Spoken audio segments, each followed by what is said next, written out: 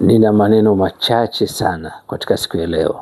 Kwanza nipende kumshukuru Mwenyezi Mungu kunijalia afya njema na kunipa nafasi ya kuyazungumza haya machache katika siku ya leo, siku ya Ijumaa. Naamini yatakuwa ni msaada kwa baadhi ya ndugu zangu waliokuwa Afrika na waliokuwa nje ya Afrika. Lakini kubwa ni ufafanuzi tu ninachokizungumza hapa. Siku ya Ijumaa huwa napata nafasi nzuri sana ya kusoma message na kusikiliza audio mbalimbali zinazotumiwa na watu kutoka kila kona. Kati ya audio nilosikiliza leo kutoka Uingereza, nimeona ni vyema nitolee ufafanuzi, na ufafanuzi huu utawasaidia na watu wengi walikuwa katika bara la Afrika au katika wale wanaonifuata. Lakini kabla ya kutoa ufafanuzi huu, nitoe historia fupi. Mimi niliwahi kwenda Zanzibar. Zanzibar wakatoa masharti yao. Dawa inayoingia Zanzibar kwanza ipimwe na mamlaka ya Zanzibar, bodi yao ya dawa. Na kwa utiifu mkubwa tukalifanya hilo. Baada ya kulifanya hilo, nikawa nimeitwa na wazee. Kati ya wazee walioniita na walikuwa karibu sana alikuwa anaitwa Mzee Septi. Mwenyezi Mungu amweke mahala pema. Kashatuaga kutoka katika dunia hii, yupo sehemu nyingine. Mzee Septi akaniambia, Msigwa, hii ni Zanzibar.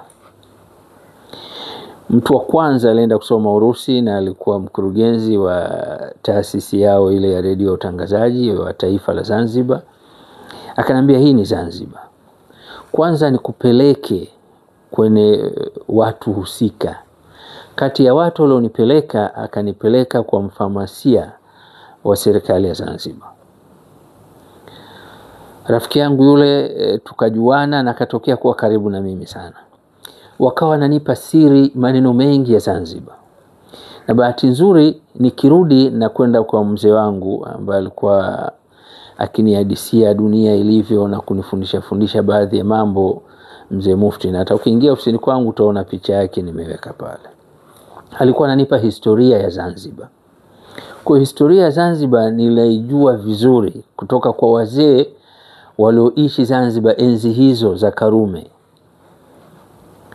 Lakini mwisho wakanisihi, T.R. Msigwa, yoyote anayekuja kwako, chukua picha yake na maelezo yake, tunajuana.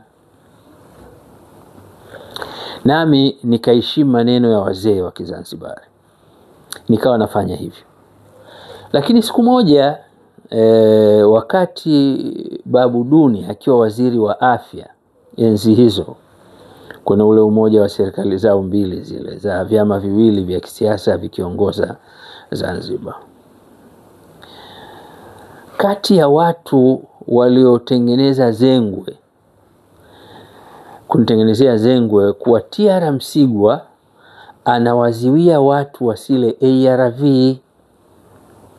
T.R. Msigwa ana ushawishi mkubwa sana, watu hawaji hospitali wanaenda kwake.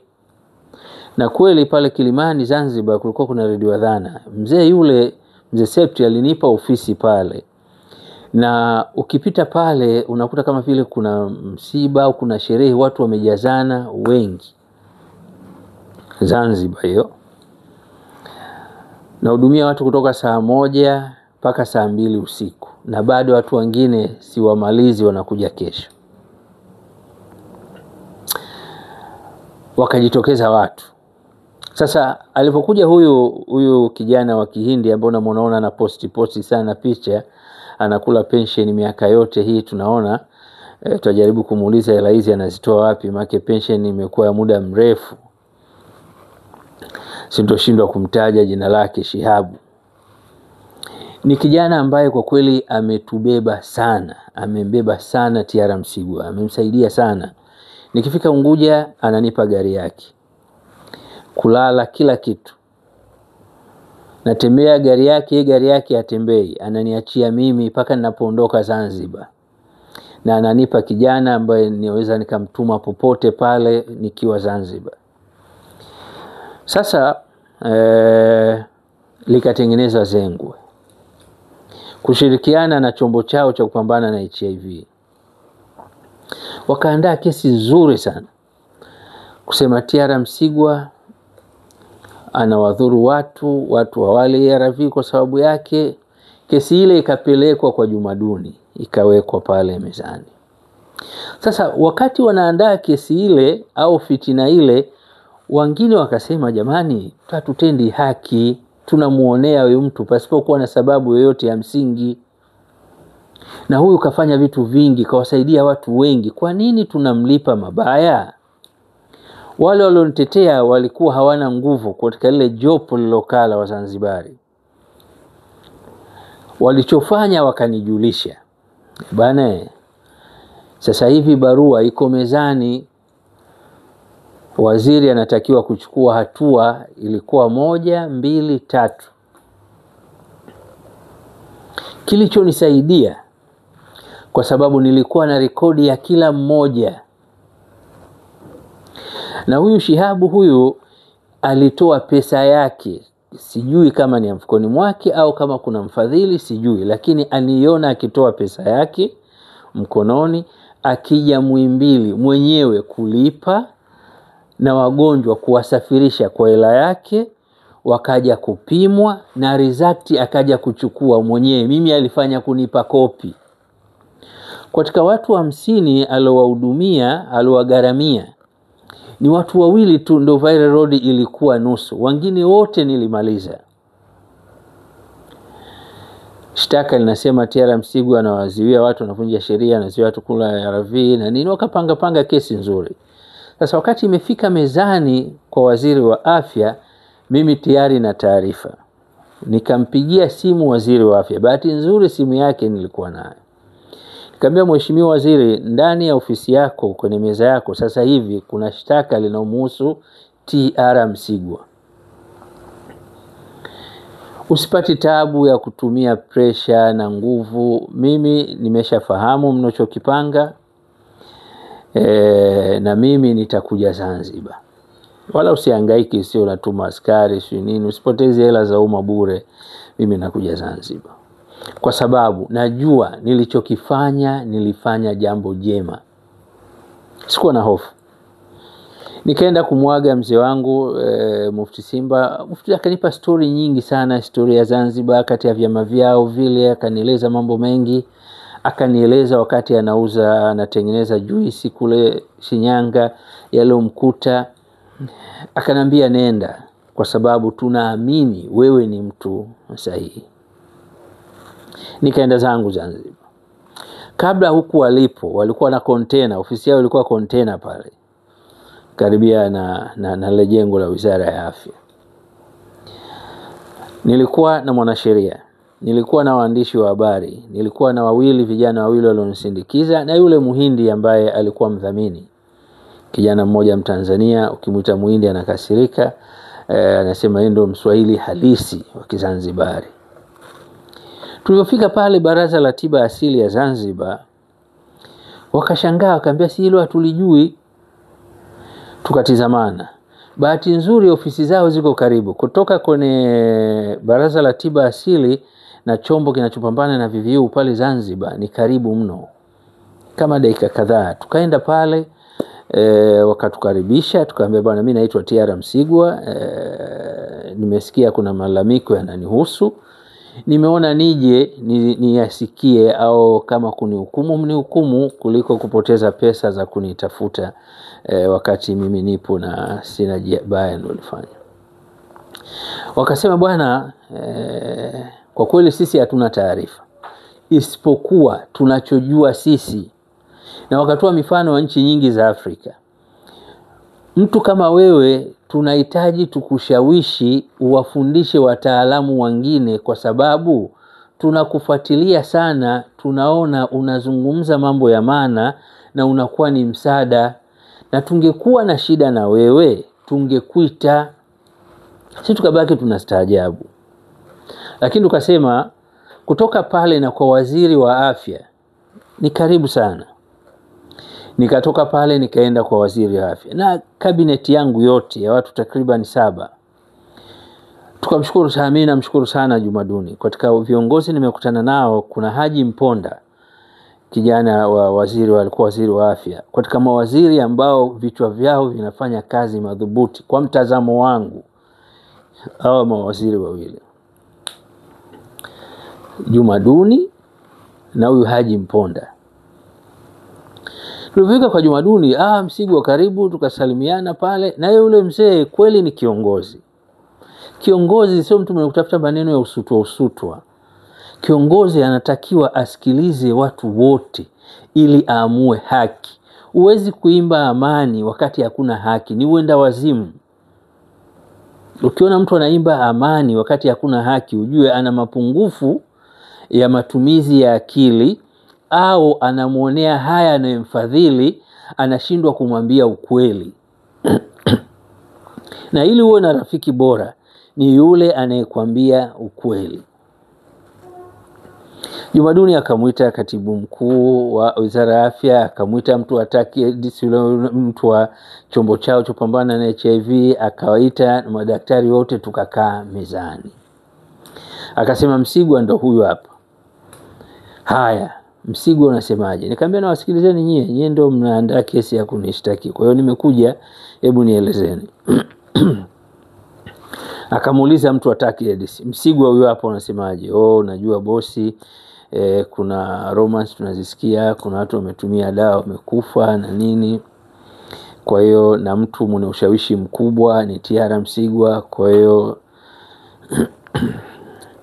mimi nikastaajabu, lakini nikatoa ushahidi, picha ya mtu, maelezo ya maandishi na saini yake ya watu 50. Nikamwambia, mimi kinachonishangaza ni namna gani kiongozi unakuwa muongo na unaandaa uongo. Nikamwambia waziri wa afya, hili jambo limeandaliwa hivi na ushahidi huu hapa, na hawa watu wamepewa 400,000 na mmoja anakaa Fuoni, nyumba namba fulani. Huyu ndo amethibitisha na ni driver wa taasisi hii. Kwa ni mambo ya kupangwa, hayana ukweli wowote. Kama kuna ukweli nithibitishieni. Mimi nina gari, mimi sio Mzanzibari, lakini Mzanzibari kanipa gari. Nikija Zanzibar ananipa gari, mimi nitatia mafuta, tuende eneo husika. Msitumie gari zenu za serikali, tutumie gari ya Mzanzibari mwenzenu tuende. Juma Duni akawaambia, nashukuru sana. Katibu mkuu wa wizara hiyo akaambia, bwana mwacheni Msigwa afanye kazi yake, tusameheane na nini. Likawa limeisha hivyo. Kilichonisaidia ni rekodi.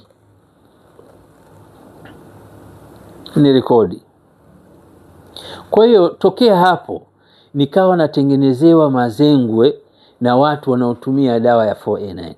Bahati nzuri nilikuwa na rekodi, na mimi nishaitwa hata hapa Ikulu Dar es Salaam. Rais aliwahi kuniita na nilirekodi. Sharti langu la kwanza aliyokuja kunichukua, nikamwambia mimi lazima nirekodi. Simu zangu zinarekodi. Zamani nilikuwa na peni, nilipewa na Waarabu. Ile peni nikiweka hapa, chochote utachozungumza inakamata na inaweka kwenye kompyuta, napata zile picha. Lakini peni ile ilipotea katika mazingira ya ajabu. Ilipotea baada ya kuibiwa simu zangu, baada ya kuthibitisha kuwa Viral Road watu wanaibiwa. Kuna hospitali fulani iko Kinondoni, alikuja kijana mmoja wa Kisukuma. Unajua Msukuma akiwa na hela fujo zake zilivyo. Akaniambia, nataka niende hospitali fulani nikapime. Nikamwambia, ndugu yangu, unapoteza pesa zako bure. Hakukubali bwana. Na hospitali hiyo utakuta pale wanaandika namba, wanazungumza kizungu sana, sihitaji jina. Tukatoa 500,000 na kitu. Lakini namwambia, bwana, tunaenda kupoteza hizi pesa. Lakini Msukuma yule akawa mbishi kweli, tukabidi tuende. Majibu yakawa tofauti. Sasa mimi najua kusoma vile vipimo. Nikamwambia, si nilikwambia kama unaibiwa? lakini tuende kwa hospitali husika. Tukaenda hospitali husika. Nikamuomba mkurugenzi wa hospitali hiyo.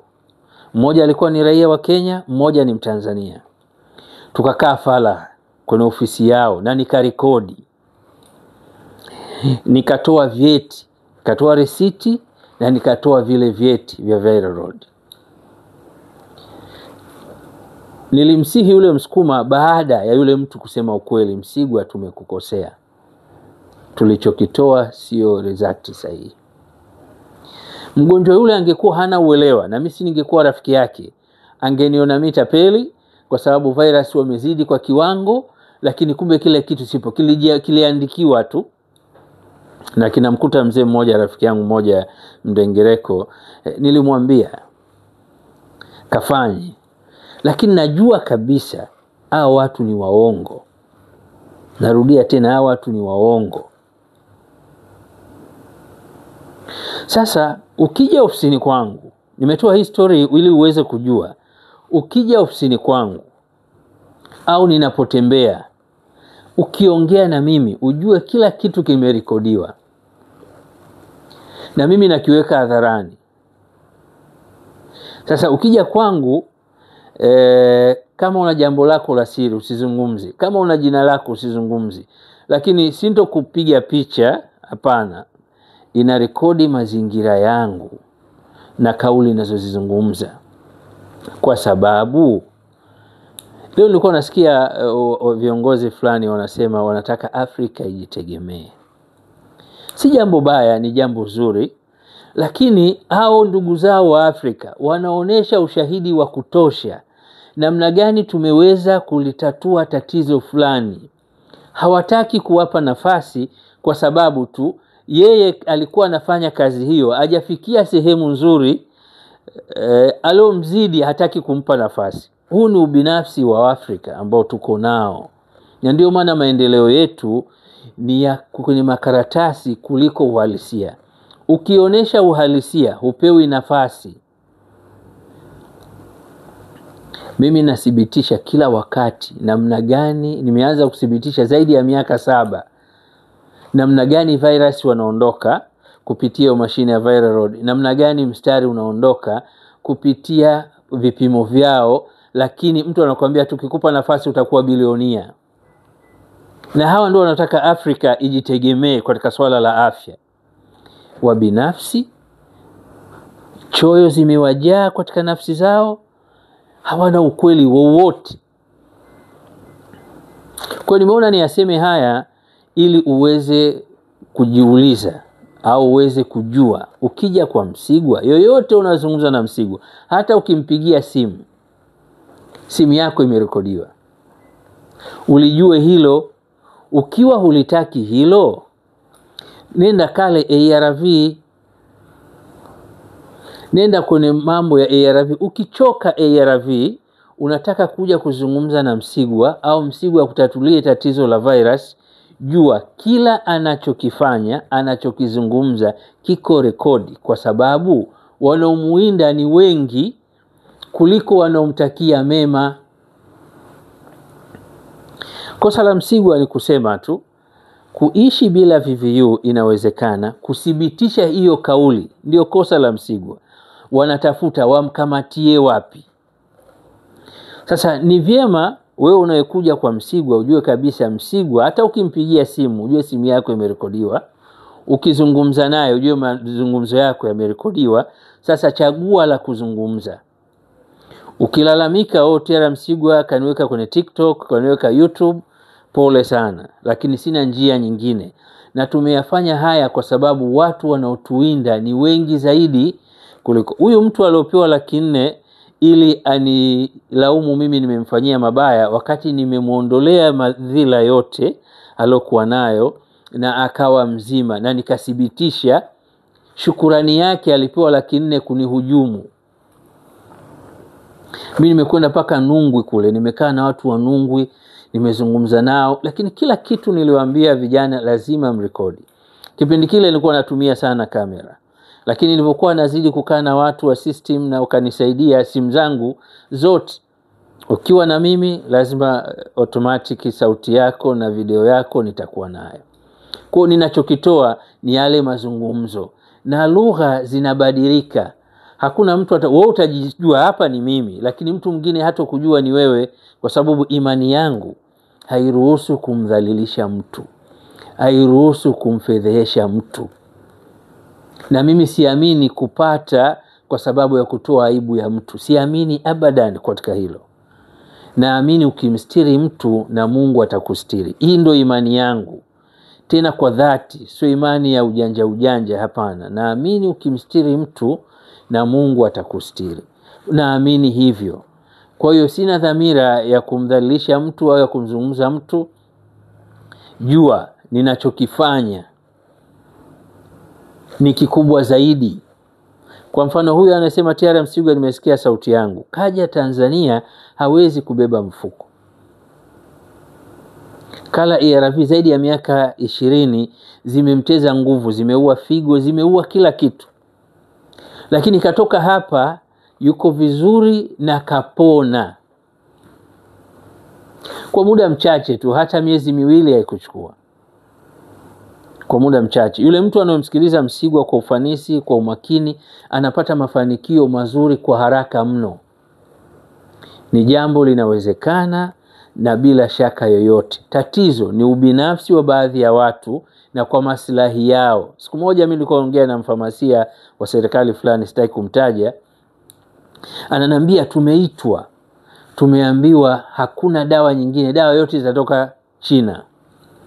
Hajui kuwa anaimarisha uchumi wa China, lakini huenda yeye katizama kwa jicho fulani kwa sababu ana cheo kaamrisha hivyo.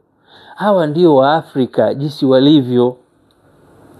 Wana mtazamo finyu, wana roho mbaya, wana choyo, wana ubinafsi. Ndio maana nchi za Afrika ziko hivi tulivyo. Afrika si nchi za kuendelea kuomba. Ni kwa sababu sehemu nyeti zinaongozwa na watu mtazamo wao ni hafifu, na ukiwaambia ukweli wamekubambikia kesi. Wanakushambulia, hawataki ukweli. Wanataka watu wa kuwapigia makofi, kuwasifu, utakuwa rafiki yao, utakuwa ndugu yao, kwa sababu hawataki kuamini ukweli. Kwa hiyo nimeamua kurekodi video hii ndogo kwa kueleza haya. Leo ni siku ya Ijumaa, niko ofu, sifanyi shughuli. Baada ya sala Ijumaa nitakuwa tayari kuzungumza na watu wanitembelea kwenye maktaba yangu Magomeni, lakini ninachotakiwa kusema ni kitu kimoja tu. Nafanya ninachojua, najua ninachokifanya. Ushauri wangu, unaompigia simu Msigwa, unaokuja kwa Msigwa, chagua ya kuzungumza. Mimi nitakuuliza, ukiona kujibu jibu, ukishindwa kujibu jibu, lakini tunafanya hivi kwa sababu ya usalama. Nchi nyingi wananihitaji nihamie katika mataifa lao ili niweze kufanya kazi, lakini sijafanya hivyo na bado sijafikia wakati wa kukimbia taifa langu kwenda kwenye mataifa mengine. Kwa hiyo nafanya kwa sababu ya usalama, na sintomuomba radhi yoyote kwa sauti yake kuwa YouTube na kuwa TikTok na kuwa Facebook. Sintomuomba radhi. Wito wangu ni huu, ukiliona hilo huliwezi, usije kwa Msigwa, nenda kale ARV. La mwisho, mimi sio mshauri wa ARV. Kaja mama mmoja jana hapa tunazungumza naye, ananiambia T.R. Msigwa, nimekuja tushauriane, niendelee kutumia nisiendelee kutumia. Mimi sijampa ARV, sitoi ARV. Anasema meno yote yameondoka kwa sababu ya ARV. Mwili unabadilika, mwili unavimba, katangaza matatizo chungu nzima. Nikamwambia mama, vipi mimi nikukataze wewe kutumia kitu ambacho we mwenyewe unasema kimekudhuru? Kwa nini usiende kwa daktari wako? Anasema nimeenda, anaambia uendelea kutumia, hakuna njia, ukiacha utakufa.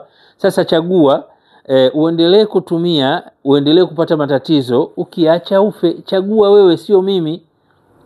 Kwa sababu wanakuja watu ili kutafuta namna T.R. Msigwa anaizungumziaje vibaya ARV. Mimi najua mti unaotengeneza ARV, najua kinachochanganywa.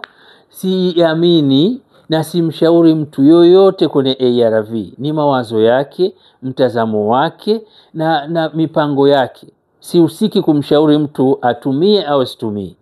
Ila ukiona wewe umehemewa, umezidiwa, unataka kuondokana na shida hiyo ya mistari miwili, technician mzuri wa kumuondoa mtu na kuondoa maradhi yote yanayotokana na changamoto hiyo ni TR Msigwa.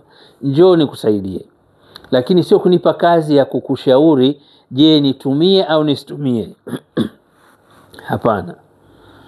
Mimi sifanyi kazi hiyo. Msigwa mimi nazidiwa, naumwa, tumbo linajaa, wamekuja watu wana nundu kama ng'ombe mgongoni, wamekuja watu wangu wanaume wana maziwa kama mabinti, wamekuja watu wanawake wana matumbo kama wajawazito, wamekuja watu miguu imejaa, wameondoka wakiwa salama, wanapendeza, wako vizuri na wananishukuru na wananiombea. Kwa hiyo msinitie kwenye majaribu ambayo sina shida nayo wala sina mpango nao kabisa. Kwa hiyo nimeona niyaseme haya leo siku ya Ijumaa. Klipu yangu zinatizamwa na watu wengi sana. Sasa hivi itakwenda YouTube, itakwenda TikTok, itakwenda Instagram, itakwenda mitandao yote ili mtu asikilize aweze kuchukua. Watanzania tungekuwa wema, mtu mwema tungemuunga mkono. Lakini baadhi ya Tanzania waliokuwa kwenye mamlaka si wema kwa sababu ya choyo, ubinafsi, umimi, roho mbaya. Mimi nimekutana na rais, nimezungumza naye, amenialika Ikulu. Nimekutana na waziri wa afya enzi hizo, kutana naye. Yaani unastaajabu. Kuna mwingine unaona anakuombea Mungu, anakusapoti. Kuna mwingine anatafuta wapi ukosee ili akubambikie cha kubambikia. Kwa sababu ya wivu tu, kasoma mpaka kaitwa profesa. Hana anachojua, hana alichofanya. Nikutana na profesa mmoja ndio namaliza mazungumzo yangu, nikamwambia sawa bwana mkubwa, wewe kweli profesa. Profesa mzuri sana. Hebu nieleze kitu gani umefanya? Ni profesa, naheshimu uprofesa wako. Mimi sikukusomesha mimi na sioni faida ya uprofesa wako. Lakini niambie, taifa langu Tanzania limenufaika nini na elimu yako? Hajitafuna midomo tu. Tena nimemkuta anakula dawa ya Marekani. Namuuliza kwa nini unakula dawa ya Marekani, wewe ni Mtanzania na unaongoza taasisi ya Tanzania? Anaambia tatizo la hapa mnaita dawa, wenyewe kula waiti dawa. Sasa huyu ndo profesa. Sidharau elimu zenu na kwangu hazina maana yote. Nampongeza sana waziri mkuu. Baadhi ya watu ni madegree na maprofesa, wakienda VETA wanaweza wakajua ufundi wakafanya kitu cha maana kuliko kuwa na shahada nzuri. Hamna chochote cha maana unachofanya, mmekalia fitina na majungu na kushindwa kuwasaidia watu ambao wanaonesha jitihada nzuri na wanafanya kazi nzuri kwenye jamii husika. Mimi leo na zaidi ya watu 10,000 nimewatibu. Unafikiri watu wote hawa waniombei? Na si Tanzania tu, wanatoka nchi mbalimbali. Napokea wageni kila kukicha kutoka nchi mbalimbali. Wanakuja kutafuta ufumbuzi kutokana na kile ninachokifanya. Ndio maana nathibitisha ninachofanya. Niwashukuru sana kwa kunisikiliza katika muda huu, lakini ujue TR Msigwa simu zake aidha ya kawaida au alipo inarekodiwa. Na inafanyika hivyo kwa sababu ya usalama wake. Alishafanya mema, waliowafanyia wema wakatengeneza ubaya. Nilivyotoa ushahidi wakafedheheka. Kwa hatujui anayekuja ni katumwa au vipi. Ndio maana tunakuwa na uwezo, simu zangu zinakuwa na uwezo wa kurekodi. Kwa nikiwa kwenye gari unajua TR Msigwa tayari. Hata mke wangu simu yake inarekodiwa. Kwa hilo ulijue hivyo. Nikutakie siku njema kwa siku ya leo, na kuzungumza na TR Msigwa ni 0752819047. Tutazungumza na TR Msigwa na maisha yataendelea.